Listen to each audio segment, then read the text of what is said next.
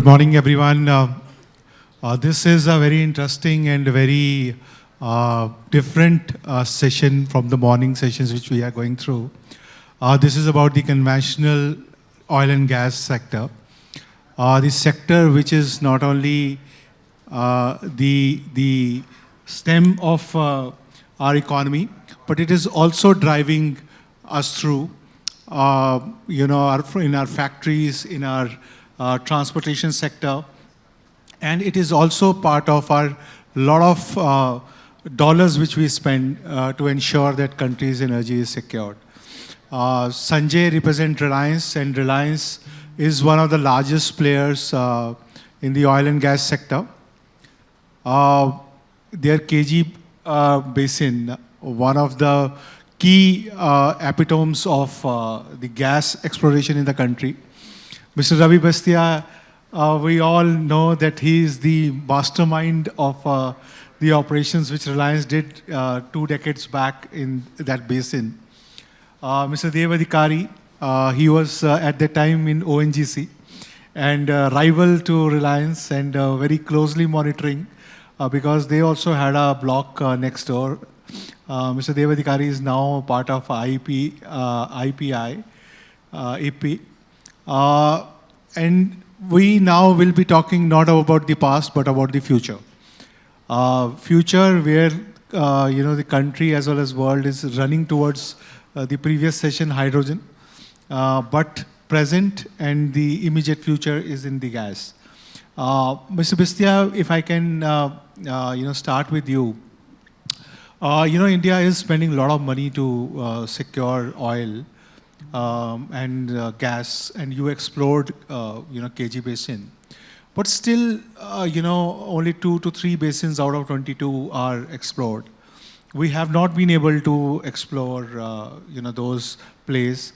Help us in understanding that how do you see the India's progress should be in the next time, because globally the pressure is that fossil fuels need to be cut down.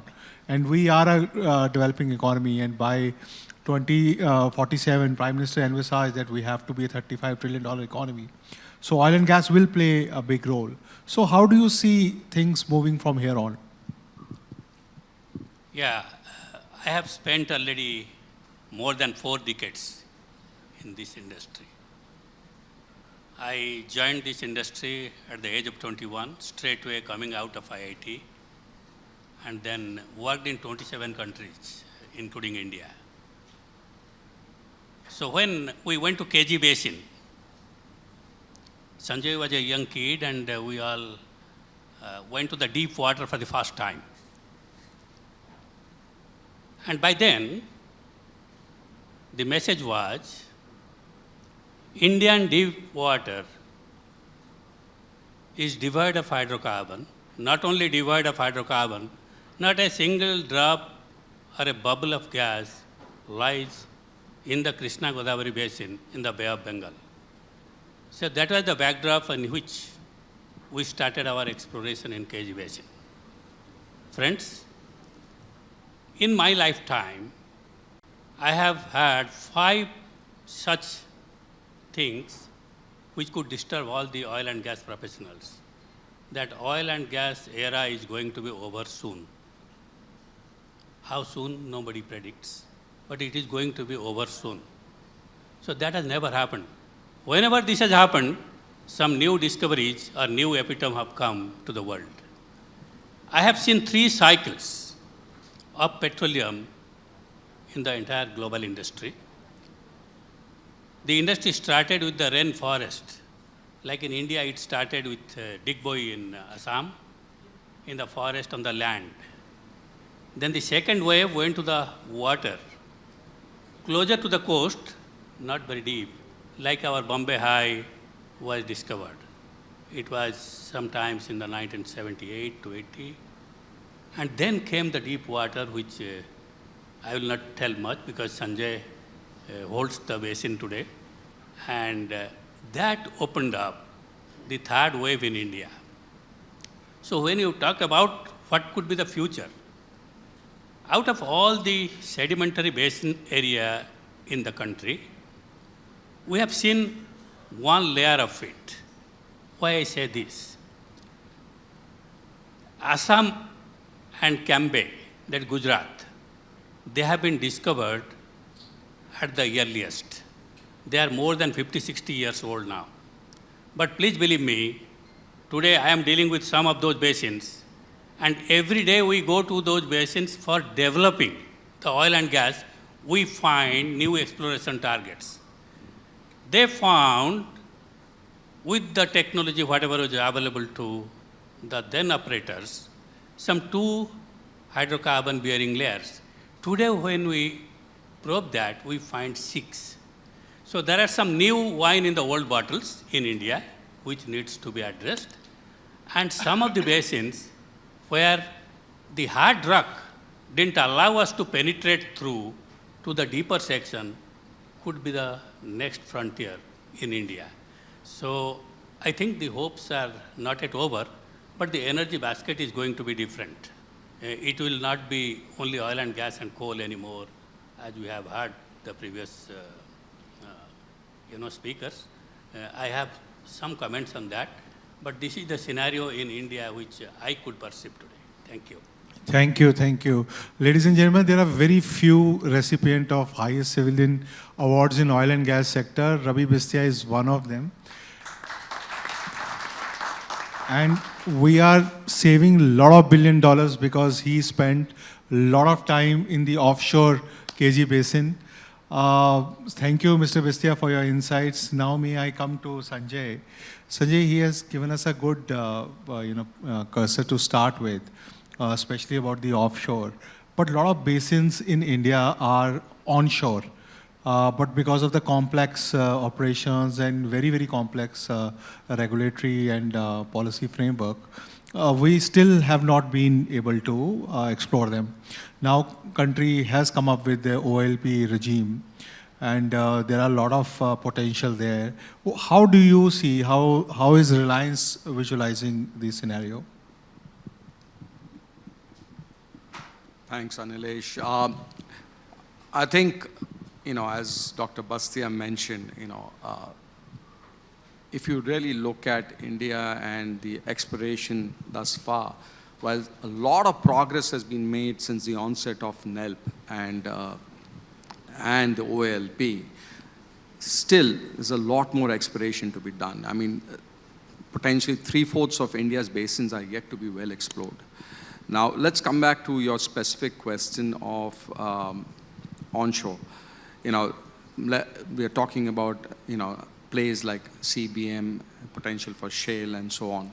Now, these are all complex operations on land. The government, to that extent, through the policy framework, has enabled us to undertake operations over there. But what really is important for these plays to grow into real prospects and beyond prospects into production, which is what the country needs, is technology. And we have witnessed that. And I can tell you, in a play like CBM, when we looked at the technologies in the US shale gas, at the horizontal drilling technologies, multilateral, we have now implemented some of those solutions in CBM, and we are seeing that difference.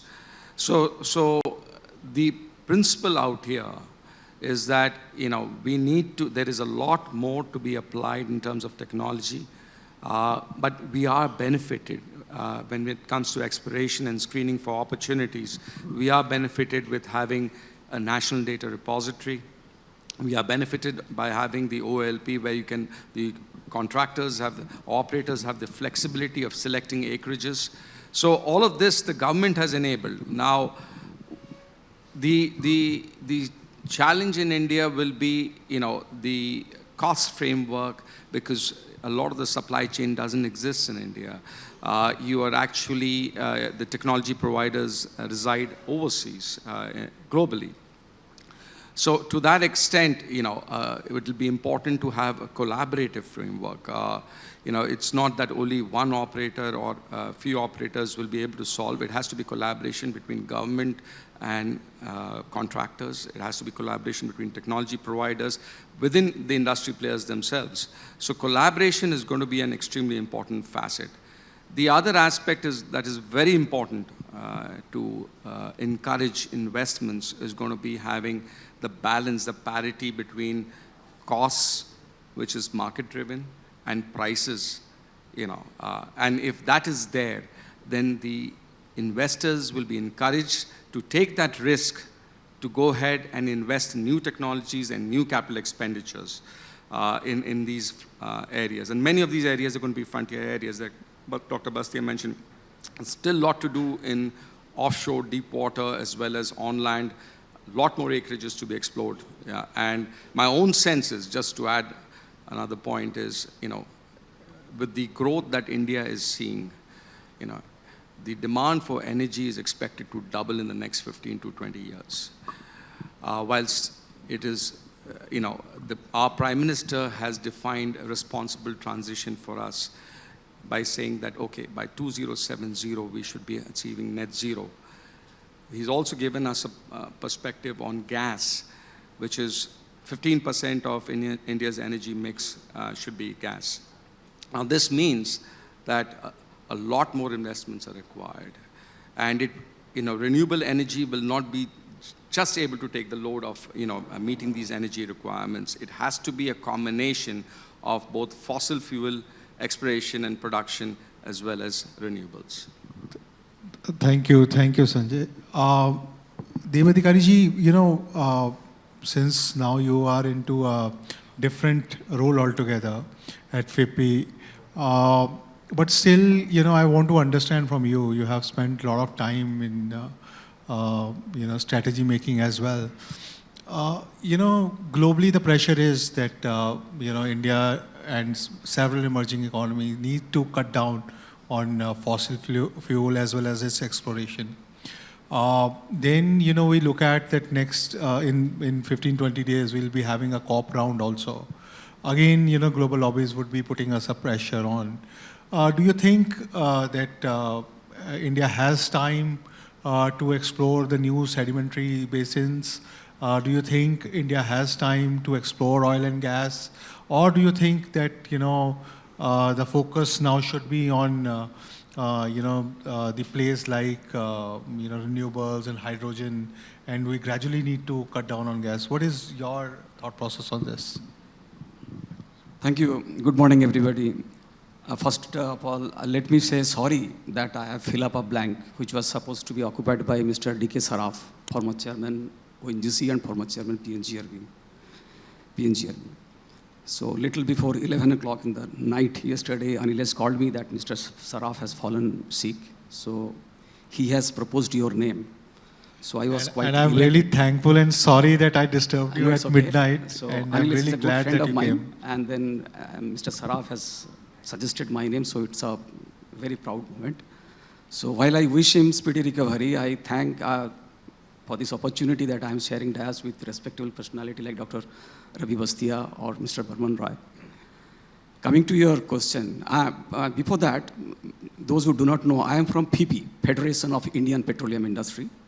It is basically the voice of the Indian oil and gas industry, both upstream, downstream companies. So all these companies are members, public sector, private sectors, all. I've recently joined as Director Exploration and Production. So my job is advocacy for this upstream industry, that is oil and gas exploration and production. So while you are saying that the situation is like that, today is saying something about oil is almost like sinful thing. Everywhere it is green, net zero, everything. But you look at the reality, at the global level, oil and gas is going to be more than 50% in the energy basket, even in the year of 2050. In India, if you see the report of Niti Aayog, India Energy Security Scenario, in 2047, our oil and gas percentage in the primary energy basket is going to be more than 35%. Currently, it is about 30 plus, so it is going to increase even. So what do we do? Oil and gas industry, particularly the upstream industry of India, has to have a brighter future. Has to have a brighter future. Given the kind of volume we import, given the kind of import bill that the country incurs, given the geographies from which we are sourcing our oils, perpetually they are disturbed. Perpetually they are uncertain, imbalanced. So the focus has to be more on domestic oil and gas exploration and production. Government of India is well aware of this reality. They are coming up with many, enabling, empowering provision. The biggest one, I would say, on this 5th August, Honorable Minister, Petroleum Minister, Mr. Hardeep Singh Puri, has put up the Order 2024 bill in the Rajya Sabha. That is Oil Field Regulation and Development Act. It was actually 1948 bill. So lot of suggestions, improvement, enabling and empowering factors have been incorporated in these bills. As Mr. Barman was saying about this OLP also, lot of enabling and empowering provisions have been created since OLP 8. 9th round is on the anvil. But still, I believe, this is not adequate. If we look back, 9 rounds of NELP had awarded 70 odd blocks covering 15 lakh square kilometer from 2000 to 2012. 9 round of OLP is going to be completed this year from 2016 to 2024. 172 blocks going to be awarded if 28 proposed for this 9th round is materialized, whereby we will be covering only 4 lakh square kilometer. So out of 42 billion ton of prognosticated reserve, we have only established 11.8 billion ton so far. So I would say there is enough opportunity, huge opportunity in the domestic area, onshore, offshore, deep water, shallow water, everywhere. Only thing, we have to make the operators, investors, more enable, more ease of doing business friendly. Then I think we'll be able to provide the essential affordable energy for the country. Definitely, this oil and gas industry has to adopt more environment-friendly measures with high energy, that is less energy intensity, that is energy consumed per barrel of oil, and lesser carbon intensity. With this, I say, there are huge opportunities. Please come forward for this industry. We are going to be environment friendly. We will be producing more and more oil and gas. Thank you. Thank you, Mr. Adhikari. Sanjay, if you can tell us, if we have to bring a lot of players on board, especially onshore, it has to be through CBM, shale, and those type of complex exploration methods, right? And that has to be done by smaller players, as we have seen in US also. Do you think that government or maybe larger player like Reliance has some role to play, or how can we bring them on board and make them part of country's exploration story? What is your thought on this? So, like I said, collaboration and partnerships will have to define the way forward. And this is across. Now, we do realize the complexities, like Mr. Adhikari mentioned, we've had 270 blocks in NELP, and we are aware of what kind of successes we've had. It would have been much nicer to have had more discoveries, larger discoveries, but that's not always the case. Now the question is, even if you have smaller discoveries, even if you have medium-sized discoveries, and even your exploration strategy for that matter, you might be looking for the big bang theory, the biggest, like in Guyana and Namibia, but that may not happen always. So what you really need to do is recalibrate your approach and see how do you monetize even the smaller pools, which when aggregated, will give you, that production augmentation. But for that, there are certain things we need to do. So one collaboration, partnership. Second is the technology that we employ, like AI, ML, as an example, applied to the data, the vast amounts of data that we have. That will help you understand the subsurface a lot better.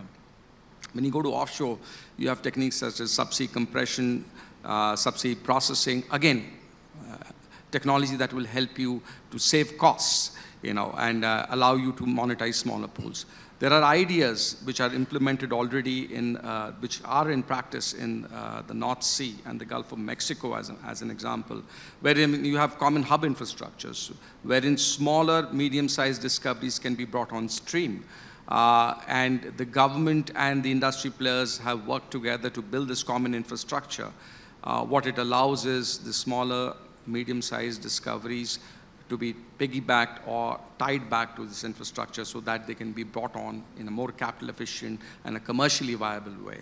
So there have to be novel approaches. It cannot be, there's not one single way of getting it right. There's got to be different methods, but techno-commercially we have to innovate, So, like Mr. Adhikari mentioned,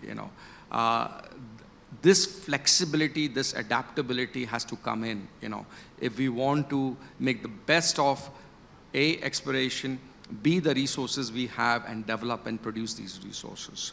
So that's, in my opinion, that's going to be the big change that we need. More collaborations, more partnerships, as well as, working with the government to make things happen. Mr. Bistia, if I can bring you in this conversation, when you were exploring KG or in your prior role as a senior resource in ONGC, you must be exploring many of these onshore basins. At that time, the race was for looking for some bigger finds, which you successfully found in KG Basin. But do you think, India's onshore, especially shale and CBM, which have now matured across the world, has some future?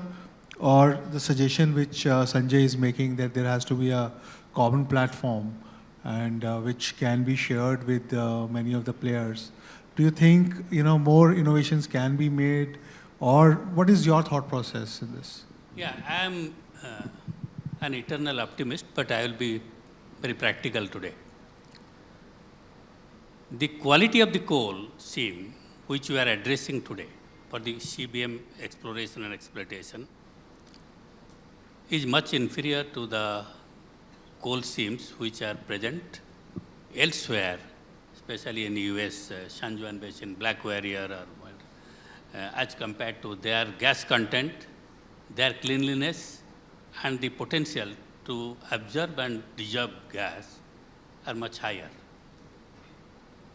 But that doesn't mean that we don't have CBM potential in India.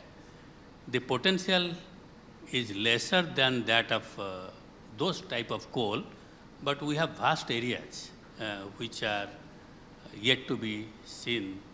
And we have been looking for some 500, 600 meters initially. Now Sanjay knows we are going much beyond 1,000 meters in the CBM exploration, because some of those coal seams in India are there which are quite thick and better than the surface coals. So those are the areas which could be attractive in future. As far as the shale gas exploration, again, the concentration of the shale kitchen is very limited. So we have seen some of them, especially in the Assam-Arakan Basin, but hopefully the areas which we will go for inland exploration could be Ganga Basin, could be in the Himalayan foothills, which have a vast area and they have all the ingredients of petroleum accumulation systems. But I will try to digress on the inland while we do it. We have talked much about the green hydrogen, and people are really talking much, and we are all excited about green hydrogen. But the thing which will catch the entire imagination of the world, to my mind, will be white hydrogen. White hydrogen is a naturally occurring hydrogen, and there is no end to it. It happens through the ultramafic rocks and hydrothermal fluid, which is naturally occurring all through, and it will be occurring all through. And where are they located? They are located in the same areas like our oil and gas are located. So these are independent hydrogen molecules? Independent hydrogen, they are stored in the subsurface reservoirs. But today, I don't know how to really locate that and how to really see it. In hydrocarbon, I wanted to really bring this topic here in front of you because after I die, probably this will be the scenario for our future generation. And this hydrogen, which is occurring in the subsurface, the technology which will come to detect it, like in the oil and gas, we detect through the logging techniques. And we do the seismic to see where the hydrocarbon is located. Such technologies are not yet finalized in this perspective, but there are few basins where this white hydrocarbon has been commercially found. We have the case history. Now the country should take a look into this, and all the hydrocarbon players should keep a small domain of their R&D to these activities. This is one area. And we talk about carbon sequestration. Carbon sequestration has been really talked rather than been done in this country. We have tremendous area, tremendous reservoirs where carbon could be captured. We have to catch the carbon, capture it, and then store it. The three components where a lot of studies have taken place, we have huge areas where the endangered carbon could be stored there. So that is another area which the hydrocarbon industry, while doing exploration, cleaner form of exploration, would think white hydrogen and the carbon sequestration. So these two areas, to my mind, will be some of our future attention in terms of R&D. But actually, you have given a very good food for thought that how naturally hydrogen can be captured. And have you done some studies into it, or because the world is chasing hydrogen? And I am involved with some universities outside, and in fact, 17th and 18th, EPES, there is a energy summit on white hydrogen. I am the chief guest there, so I will reserve some of those things. I will not disclose it today. So after 18th, if you invite me, I will tell you. Thank you. Thank you very much. Mr. Bistia, I'm really grateful. Thank you very much. Thank you very much, gentlemen, for this wonderful conversation.